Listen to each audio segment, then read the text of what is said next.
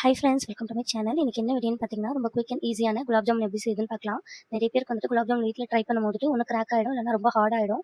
அந்த மாதிரி எதுவுமே இல்லாமல் நம்ம கடையில் வாங்குற மாதிரி ரொம்ப சாஃப்ட்டாக நல்லா எப்படி செய்யறதுன்னு பார்க்கலாமா? அதுக்கு பார்த்தீங்கன்னா, ஃபர்ஸ்ட் சுகர் சிரப் ரெடி பண்ணணும்.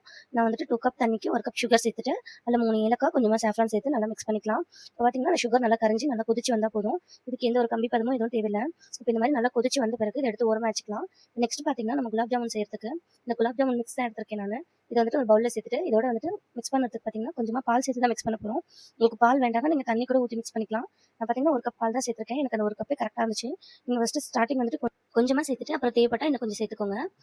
நல்லா மிக்ஸ் பண்ணிவிட்டு நம்ம நல்லா இந்த மாதிரி சாஃப்ட்டாக வந்த பிறகு இப்போ நம்ம அதை வந்துட்டு நல்லா உருட்டி எடுத்துக்கலாம். இப்போ பார்த்தீங்கன்னா, இப்போ உருட்டும் போது நிறைய பேருக்கு கரெக்டாக இருக்க மாதிரி இருக்கும். ஆனால் அது எண்ணெயில் பொரிச்சிட்டு நம்ம சுகர் சிரப்பில் சேர்க்கும் போது ஒன்று ஹார்ட் ஆகிடும், இல்லாட்டி கிராக் விழுந்துரும். அந்த மாதிரி இல்லாமல் உங்களுக்கு ஈஸியாக எப்படி சேர்த்துன்னு சொல்கிறேன். உங்கள் வீட்டில் வந்துட்டு இந்த மாதிரி சாக்லேட் மோல்டு இருந்துச்சுன்னா, நம்ம அதில் ஒரு குட்டி பீஸ் எடுத்து அந்த சாக்லேட் மோல்டில் உங்களுக்கு என்ன ஷேப் வேணுமோ இந்த மாதிரி ப்ரெஸ் பண்ணி எடுத்துட்டிங்கன்னா உங்களுக்கு அழகாக அதே ஷேப்க்கு வந்துடும். எந்த விதமான கிராக்கும் இருக்காது, ரொம்ப சாஃப்ட்டாக வரும்.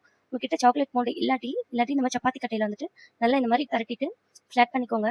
ரொம்ப தின்னா ஃப்ளாட் பண்ண வேணாம், கொஞ்சம் திக்காக வர மாதிரி ஃப்ளாட் பண்ணிவிட்டு இந்த மாதிரி ஏதாவது ஒரு அச்சு இருந்துச்சு இது மேலே வச்சுட்டு இந்த மாதிரி ஒரு ப்ரெஸ் கொடுத்தீங்கன்னா அழகாக இந்த மாதிரி ஷேப்க்கு வந்துடும். நம்ம இதே மாதிரி எல்லாத்தையும் பண்ணி எடுத்துக்கலாம். இப்போ இதெல்லாம் பண்ணிட்டு ஓரமாக எடுத்து வச்சுட்டு இப்போ நெக்ஸ்ட் பார்த்தீங்கன்னா, இதை ஃப்ரை பண்ணுறதுக்கு நான் பார்த்தீங்கன்னா ஆயில் கொஞ்சம் கீ கொஞ்சம் சேர்த்து தான் ஃப்ரை பண்ண போகிறேன். உங்களுக்கு வந்துட்டு ஆயில் வேண்டாம் அப்படின்னா நீங்கள் கீழே பொரிச்சு எடுத்துக்கலாம். இப்போ ஒரு பேனில் வந்துட்டு கொஞ்சமாக கீ கொஞ்சமாக ஆயில் சேர்த்து நல்லா ஹீட் பண்ணிக்கோங்க. மீடியம் ஃப்ளேம்லேயே வச்சு ஹீட் பண்ணிக்கோங்க. ரொம்ப ஹை ஃப்ளேமில் வச்சு ஹீட் பண்ணிங்கன்னா ஸ்டார்டிங் நம்ம குலாப் ஜாமுன்லாம் போடும்போது பார்த்தீங்கன்னா மேலெல்லாம் நல்லா ப்ரௌனான மாதிரி இருக்கும்.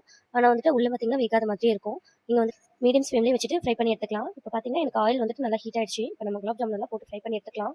ஃபர்ஸ்ட் வந்துட்டு நீங்கள் குலாப் ஜாமுன் போட்ட உடனே மேலே வந்துட்டு உடனே குக் ஆன மாதிரி இருக்கும். அதை வந்துட்டு நீங்கள் எல்லா பக்கமும் இந்த மாதிரி ஒரு கரண்டி வச்சு திருப்பி விட்டிங்கன்னா அது ஈவனாக எல்லா பக்கமும் குக் ஆகி வரும்.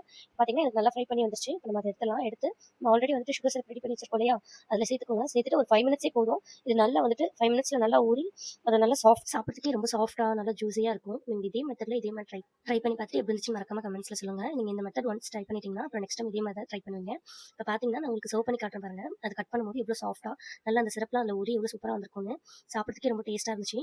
ஓகே ஃப்ரெண்ட்ஸ், இந்த வீடியோ பிடிச்சிருந்துச்சுன்னா மறக்காம லைக் அண்ட் சப்ஸ்கிரைப் பண்ணிக்கோங்க.